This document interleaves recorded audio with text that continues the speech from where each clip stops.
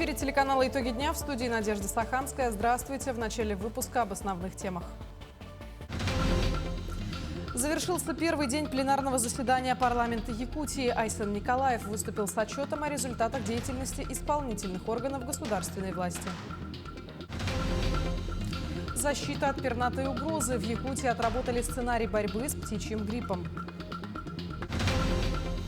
17 новых автомобилей передали районным больницам Якутии. В этом году для системы здравоохранения предусмотрена закупка 45 единиц транспорта. В Ленске бэби-бум. На свет появилась сотая малышка Екатерина. Родители новорожденной получили щедрую поддержку. Якутские настольные игры, бисероплетение и таюк. В преддверии празднования Исеха в Москве состоялся День культуры народа Саха. Самолет Ан-2, подавший сигнал бедствия в Якутии, найден. Все находившиеся на борту живы. Об этом сообщили в Минэкологии республики. Самолет следил за пожарной обстановкой в регионе и исчез с радаров после сигнала бедствия. На борту находились 2 члена экипажа и летчик-наблюдатель авиалесоохраны. На поиски был отправлен вертолет. Пострадавшие на самолете Ан-2 живы. Их, находившихся на борту самолета, доставили в Теплый Ключ. В Государственном собрании республики проходит 13-е очередное пленарное заседание. В повестке 2 дней работы рассмотрение нескольких десятков документов и законодательных актов. Первый день пленарного заседания начался с традиционного отчета главы. Подробности расскажем в следующем сюжете. Главным пунктом рабочей повестки 13-го пленарного заседания депутатов Государственного собрания стал отчет главы республики о работе органов исполнительной власти в 2024 году. В отчете отражены все направления социально-экономической деятельности главы и правительства. Несмотря на то, что сейчас Россия живет в рамках специальной военной операции, западные страны объявили санкции, есть определенные сложности достижений наших экономических параметров. В частности, была тревога о том, что у нас бюджет может не наполняться. Тем не менее, благодаря деятельности Арсения Сергеевича, правительства республики, те вопросы, которые у нас сложно шли, ставили перед правительством Российской Федерации, перед президентом России, мы, в принципе, достигли сбалансированного бюджета. Большое внимание в республике уделяют здоровью населения. Только за 2024 год в Якутии было построено 18 объектов здравоохранения, а по продолжительности жизни республика входит в число лидеров по Дальнему Востоку. Доступность и качество медицинского обслуживания, в свою очередь, влечет за собой еще ряд важных вопросов. Больше охвачены той же самой диспансеризацией. Это диагностика на этом высокотехнологичном оборудовании. И как следствие этого, это выявление болезней системы кровообращения, сахарного диабета, онкологических заболеваний на ранней стадии. Соответственно, они ставятся на диспансерный учет. Диспансерный учет, в свою очередь, приводит к тому, что данная категория людей должна быть обеспечена льготными лекарственными препаратами. В прошлом году было заложено 2,5 миллиарда рублей на льготные препараты. Этого уже в текущем году недостаточно. И правительству республики было дано поручение выделить дополнительно еще 900 миллионов. Много вопросов у депутатов вызвала проходящая в республике работа по строительству и капитальному ремонту дорог. Был пункт о том, что увеличилась смертность на дорогах в прошлом году, к сожалению, на 12%. Это произошло в том числе и по тому вопросу, который я обозначил, это проведение некачественного ремонта и капитального ремонта дорог. И нам необходимо вместе с этим совсем разобраться и в следующем, чтобы в отчете уже были бы там конкретные итоги этой работы.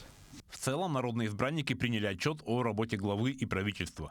По многим пунктам позиции законодательной и исполнительной власти совпадают. Но итоги 2024 года мы оцениваем положительно. Почему? Потому что в целом исполнение государственного бюджета республики, расходной части его, исполнение тех обязательств, которые есть у нашей республики перед населением по социальным выплатам, заработной плате, по инвестиционной составляющей, по поддержки малого и среднего бизнеса, по поддержке государственной поддержки сельского хозяйства, они в целом выполнены полностью. Работа 13-го пленарного заседания продолжится завтра. В повестке у народных депутатов много важных вопросов, в том числе и об исполнении республиканского бюджета. Александр Хавренко, Иван Сорокоумов, Семен Семенов, Якутск. Россиянам в связи с длинными выходными досрочно выплатят пенсию до 11 июня включительно. В обычном порядке пенсионные выплаты зачисляются чаще всего с 12 по 15 числа месяца. В связи с празднованием Дня России на эти дни в июне как раз приходятся длинные выходные. Соцфонд заранее обеспечит все выплаты, включая пенсии из-за праздников. Так, например, за январь этого года пенсии начали получать в декабре прошлого. В Якутии насчитывается 81 социальное учреждение, чьи работники помогают людям с ограниченными возможностями здоровья. В рамках единого дня открытых дверей наш корреспондент Вероника Таюрская побывала в нескольких из них. Подробности в следующем сюжете. Якутия занимает лидирующие позиции по устройству детей в приемные семьи. Сейчас в Республиканском центре содействия семейному воспитанию проживает 79 детей со всей республики. Мы имеем лицензии на образовательную, медицинскую деятельность, поэтому весь спектр услуг, который необходим для развития наших подопечных, он оказывается в полном объеме. И работа, безусловно, с кровными семьями, потому чтобы как можно быстрее ребятишки, как бы ни было замечательного учреждения, имели возможность воспитываться в кровной семье, а там, где невозможно, в замещающей. Республиканский комплексный центр социального обслуживания населения ведет работу по 4 направлениям. Ежегодно проходит 16 заездов длительностью по 14 дней. За одну смену центр может принять 20 человек. Я настолько поражена, что у нас в нашей республике есть вот это вот оздоровительное для поколения третьего, как говорится, для пенсионеров. Очень слаженная работа коллектива. Как ухаживать за людьми с ОВЗ и где этому научиться? Ответ прост. На базе Центра соцобслуживания работает отделение патронажного обслуживания, где все желающие могут пройти обучение и в будущем заботиться о своих больных близких. Школа ухода консультирует по телефону, индивидуально. Даже может, если получит заявку, может наши опытные помощники по уходу поехать к ним домой и показать, посмотреть, понаблюдать, как правильно они ухаживают. Для 308 человек дом-интернат имени Василия Решетникова стал родным домом. В 2 корпусах душа в душу живут как 20-летние постояльцы, так и долгожители. Самому возрастному жильцу 102 года. Есть отделение милосердия. Это наша гордость. В 2023 году, по мнению благотворительного фонда «Старость в радость», отделение милосердия нашего дома-интерната признано лучшим по стране. Сегодня в Якутии насчитывается 6 специализированных домов соцобслуживания, 13 домов-интернатов для престарелых и инвалидов, 7 центров содействия семейному воспитанию и 2 центра помощи детям-сиротам и детям, оставшимся без попечения родителей. Единый день открытых дверей и пресс-тур, да, действительно, мы проводим впервые. Но наши учреждения во всех районах, в принципе, всегда открыты к взаимодействию, как с средствами массовой информации, так и с общественностью в целом. И подобные дни открытых дверей у нас уже проводятся и проводились. В Якутии уделяется большое внимание как к детям, оставшимся без попечения родителей, так и к пожилым людям. Задача профильных учреждений – сделать все, чтобы их постояльцы чувствовали себя как дома. Вероника Таюрская, Семен Семенов, Якутск. Также в Якутии прошли 4-е межрегиональные командно-штабные учения по локализации и ликвидации очагов заражения гриппа птиц. Цель учения – отработка взаимодействия ведомств по предотвращению распространения заболевания и обеспечения биологической безопасности региона. Подробнее о работе специалистов расскажет Тимур Колмогоров. Согласно легенде учений, в управлении ветеринарии Якутска поступило сообщение об обнаружении трупов подсадных уток в личном подсобном хозяйстве гражданина. На место возможного очага заражения во всеоружии выехали специалисты, чтобы взять показания, материалы, а также принять первичные меры по нераспространению заразы. Далее, значит, производится обследование, при этом акт направляется в управление ветеринарии Республики Саха-Якутия, и после уже получения протокола испытаний Якутской республиканской ветеринарной испытательной лаборатории, подтверждения диагноза, направляется информация уже, соответственно, федеральные органы, вот Роспотребнадзор, вот, направляется информация правительства Республики Саха-Якутия, созывается противоэпилептическая комиссия при правительстве Республики Саха-Якутия. Ну, соответственно, если диагноз подтверждается, издается указ главы республики. Далее работа переходит в руки других ведомств. Создается карантинная зона с последующим оцеплением территории на расстоянии 5-10 километров. Въезд и выезд машин строго контролируются. Помещения и задействованное оборудование дезинфицируются. Кроме этого, больной и зараженный домашний скот, а в особенности птиц, ликвидируют. Остальных же обязательно вакцинируют. На сегодняшний день высокопатогенный грипп птиц приобрел актуальность именно в проведении такого рода учений, именно по этому заболеванию, потому что на сегодняшний день данный вирус уже расширил ареал своего распространения и также межвидовое распространение между животными и птицами. И на сегодняшний день он выявляется у нетипичных животных, то есть он уже приобретает признаки панзоотии. Межрегиональные штабные учения – регулярные мероприятия, которые проводятся с участием многих ведомств и подведомств республики. Работа включает в себя не только специалистов ветеринарии, но также Роспотребнадзора, Россельхознадзора, Минздрава Якутии и сотрудников правоохранительных органов. В планах у нас еще и региональные учения. Мы осенью будем проводить. Она будет касаться такого особо опасного заболевания, как сибирская язва. Учения проверяют готовность и оснащенность специалистов, а также слаженность межведомственных работ. Таким образом, Якутия будет готова к любым неожиданным появлениям гриппа птиц. Тимур Калмогоров, Станислав Потапов, Якутск. В систему здравоохранения Якутии поступили 17 новых автомобилей, что стало важным шагом к тому, чтобы медицинская помощь стала ближе и доступнее для каждого жителя республики. Подробности далее. Эта поставка стала частью национального проекта здравоохранения, который инициировал президент Владимир Путин. В этом году для системы здравоохранения Якутии предусмотрена закупка 45 автомобилей. Весной уже Айсен Сергеевич вручал ключи от автомобилей, которые пришли на тот период, а сейчас уже пришли 17 автомобилей, которые оставались. И вот сегодня у нас главные врачи центральных районных больниц получают ключи от автомобилей. 11 автомобилей УАЗ и 6 машин «Лада Нива» направили в 13 районов Якутии. Новые машины уже получили врачи и пациенты. Техника оснащена специальным медицинским оборудованием и адаптирована к суровым климатическим условиям региона. Анатолий Осипов уже 2 года работает в Хангаласской районной больнице за рулем, и до этого приходилось ездить на поддержанных автомобилях. И сейчас он очень рад обновлению автотранспорта. Только сел вот за руль, вот радуюсь, сижу, уже атмосфера другая. С 2019 года в республику поступило уже 367 автомобилей. Благодаря этому обновлению повышается скорость и качество оказания помощи. Руководством республики ведется постоянная работа по обновлению автопарка медицинских учреждений, что способствует обеспечению эффективной медицинской помощи жителям Якутии. Все мы знаем, что помощь должна оказываться быстро, своевременно, и в этом нам как раз-таки помогает и автотранспорт. Автотранспорт у нас является неотъемлемой частью системы оказания медицинской помощи. Во-первых, это и как скорая медицинская помощь, так и неотложная. И вот сейчас мы получили машины для как раз-таки первичного звена здравоохранения для нашей поликлиники. Как отметил глава республики Айсен Николаев, обновление автопарка является большим шагом к улучшению медицины в республике, и такие шаги делают медицину в регионе более современной и доступной. И это главное для каждого из нас. Степан Черненко, Иван Сорокаумов, Якутск. Ну а далее смотрите подборку новостей от наших коллег из Нерюнгринского района.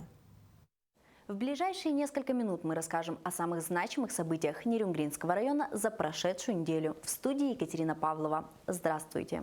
Нерюнгринский район ведет активную подготовку к республиканскому празднику Исэх-Халанхо. Основной площадкой станет парк Амикан в местности Таастах, который благоустраивается по поручению главы республики.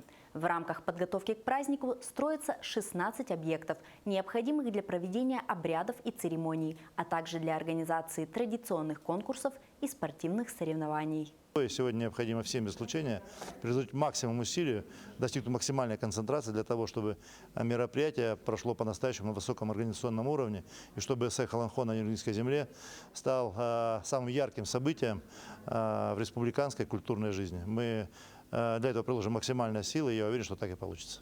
Традиционно во время проведения Исэх-Халанхо пройдут масштабные спортивные соревнования, конкурсы для мастеров и умельцев, запланированы спектакли, выставки, массовые исполнения игры на хамусе, презентации и постановки древних национальных обрядов и ритуалов, концерты творческих коллективов республики, показ якутских фильмов, традиционные круговые танцы и многое другое. В Нерюнгри прошло открытие первой смены лагеря разновозрастных отрядов «Галактика». Это событие знаменует собой начало сезона летнего отдыха в Нерюнгринском районе. Разновозрастные отряды в этом сезоне традиционно открылись почти в каждой школе района. На летний сезон запланировано 3 смены, чтобы отдыхом было охвачено как можно больше юных нерюнгринцев. Увлекательные мероприятия, спектакли, творческие конкурсы, спортивные состязания, которые организуют как работники отрядов, так и работники управления культуры, библиотеки, музея. В общем-то, будет интересно. Более 400 ребят увлекательно и с пользой проведут время под присмотром профессиональных педагогов и вожатых. Порядка 40 человек занимаются организацией интересного и безопасного отдыха детей, оставшихся на лето в городе. С каждым годом такой формат летнего отдыха для детей становится все более популярным, и многие юные нерюнгринцы уже уверены, что и на следующий год они обязательно вернутся в лагерь «Галактика», чтобы весело и с пользой провести еще одни космические каникулы. В Нерюнгри прошли соревнования на звание «Лучшее звено газодымозащитной службы» среди подразделений Нерюнгринского пожарно-спасательного гарнизона. На базе теплодымокамеры 2-й пожарной части по охране Нерюнгринской ГРЭС свои навыки демонстрировали представители 5 пожарных частей противопожарной службы Нерюнгринского района. Показатели неплохие. Есть, конечно, к чему стремиться, но тем не менее мы уверены в том, что наш личный состав подготовлен и готов к выполнению поставленной задачи по предназначению с применением средств индивидуальной защиты органов дыхания и зрения в непригодной для дыхания среде. Соревнования включали в себя 4 этапа, среди которых теоретическая часть на знание нормативов, оказание первой медицинской помощи, знание основ психологической помощи. Ну а самым сложным стало испытание в теплодымокамере, где командам было необходимо обнаружить 6 контрольных точек, найти и эвакуировать условно пострадавшего, и все это в условиях сильнейшего задымления и полной темноте. Мы особые трудности не испытали, у нас была дружная команда. Мы проговорили все, что будем делать, подготовились заранее, ну и результат не заставил ждать. На этой неделе мы расскажем, как прошел День открытых дверей Республиканского центра реабилитации «Сувак». Посетим выставку, посвященную Дню России, познакомимся с мастером, который изготавливает главный символ ИСЭХа – Алукмас. Обо всех значимых событиях мы расскажем в наших выпусках на канале Якутия-24. Память о храбрых воинах и тружениках тыла 34 наследников Мегино-Кангаласского улуса увековечена в одной большой книге. Проект к 80-летию памяти начали 2 года назад. Все наследники Мегино-Кангаласского улуса собрали фотографии и сведения об участниках Великой Отечественной и работе колхозов. Напечатали книги в каждом поселке и включили в одно большое издание. Тем самым составлен точный список участников фронтовиков из Мегино-Кангаласской земли. Сегодня в Национальной библиотеке состоялась презентация книги. Был спор до этого момента, что с нашего района были призваны 3700, 3800 человек. Разные данные имелись мы. Но на основании данных, которые мы сегодня собрали из архивного фонда нашей республики, мы уточнили, что с нашего района были призваны в Великой Отечественной войне 4198 наших земляков-воинов, которые мы навечно увековечили. И сегодня мы презентуем эту нашу книгу. Проект «Детские новости», запущенный каналом Якутия-24, подвел итоги. Первый выпуск вышел 1 июня 2024 года. Всего в эфир вышло 29 выпусков, которые выходили каждое воскресенье в 15:00. Проект был индивидуален своей задумкой, где новости для детей делали сами же дети, подчеркивая интересные события республики. Детские новости дали хорошую практику юному поколению журналистов, делая их уже профессиональными корреспондентами. Проект получил широкую популярность среди юных зрителей и их родителей. Изначально с телевидением я вообще не имела никакого дела, но благодаря этому проекту я очень много всего узнала, научилась, как монтировать, писать тексты, синхрон и так далее. Вообще, само представление телевидения, получается, поменялось в лучшую сторону. У нас был мастер-класс, получается, по сценической речи. Нам рассказывали, как четче говорить и так далее, какие там скороговорки надо повторять. В Ленске торжественно выписали 100-го новорожденного. Девочка по имени Екатерина родилась в семье Марии Масловой и Александра Богданова. Она стала третьим ребенком для родителей. Супруги мечтали о большой семье, поэтому их решение стать многодетными было осознанным. Катюша родилась 3 июня, ее вес составил 2780 грамм, рост 51 сантиметр. А в этот день семья получила единовременную выплату от главы района в размере 100 тысяч рублей, так как девочка стала 100-м родившимся ребенком в этом году. Также родителям вручили сертификат «Дети столетия» на сумму в 116 тысяч рублей и региональный материнский капитал, положенный при рождении 3-го и последующих детей. Его сумма составила чуть более 316 тысяч рублей. На что потратить полученные средства, супруги пока не определились. Пока не решили, но, скорее всего, наверное, на жилье. Если вот можно улучшение жилищных условий, если получится. Как бы пока вот это в приоритете у нас. Я не ожидала, для меня это как снег на голову. Вчера это упало. Вот. Мы вообще благодарны государству, что есть такая поддержка, как материнский капитал. Благодарны нашему республиканскому тоже, что есть республиканские вот эти поддержки. Это очень такая, как сказать, помощь. В кинотеатре «Лена» состоялась премьера фильма «Белый пароход». Фильм стал полнометражным режиссерским дебютом Инги Шепелевой, рассказывающим о поиске истинного пути и взаимопонимания между народами через историю любви. Картина основана на одноименной повести, написанной режиссером 21 год, и прошла долгий путь от короткометражного сценария до полнометражного фильма. Лента получила гран-при конкурса экологичного кинопроизводства «Зеленый экран» и участвовала в фестивалях «Маяк» и Международном кинофестивале в Сан-Паулу. Оператор Вероника Соловьева была отмечена наградой за лучшую операторскую работу на кинофестивале «Алафейская гора». Идея фильма появилась давно. Сценарий основан на моей одноименной повести, которую я написала больше 15 лет назад. И впоследствии в 2021 году я начала преобразовывать эту повесть в киносценарий.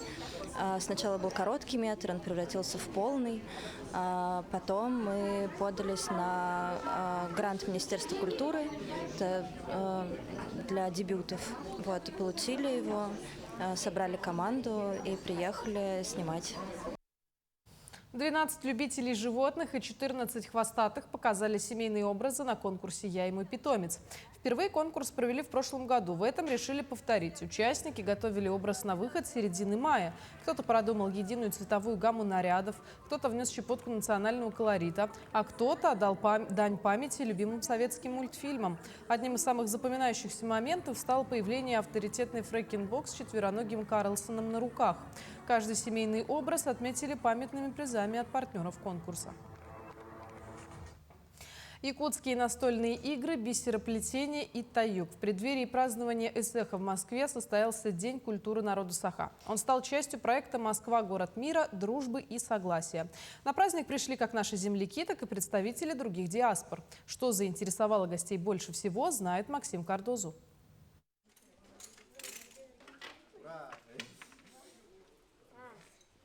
У зоны с настольными играми настоящий ажиотаж. Попробовать свои силы в бросании, ловле и стратегии захотели многие посетители Дня Якутии в Москве. Среди желающих и взрослые, и дети. Вот эта вот игра «Тыренка» пользовалась огромной популярностью среди наших гостей. То есть больше, конечно, люди проявляли интерес именно к этой игре. Игра на пространственное мышление, игра на долгую стратегию, игра на усидчивость. Важно в детях развивать именно эту ловкость рук. И я вот сыну сегодня показала мастер-класс, как ловить палочки. Миша, тебе понравилось? Да. Мы сегодня пришли, чтобы детей посвятить в культуру именно Дней Якутии, да, чтобы они не забывали о своей родине. В День якутской культуры можно было поучаствовать в самых разных мастер-классах. Например, вылепить игрушку из ваты или научиться вышивать бисером.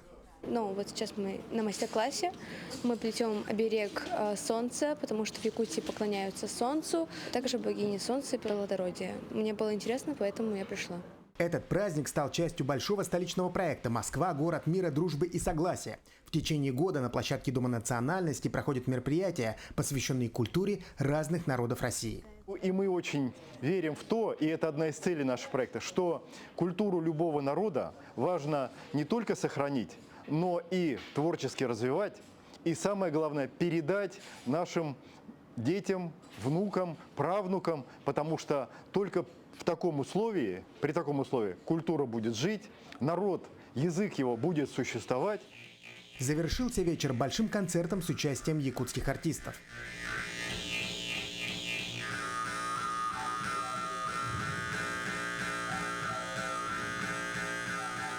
День Якутии в Москве прошел в преддверии проведения ИСЭХа и стал красочным приглашением для жителей и гостей столицы на главный праздник народа Саха. Максим Кардозу, Айтал Байтунов, Москва. К этому часу все. Мы следим за развитием событий. До встречи в эфире.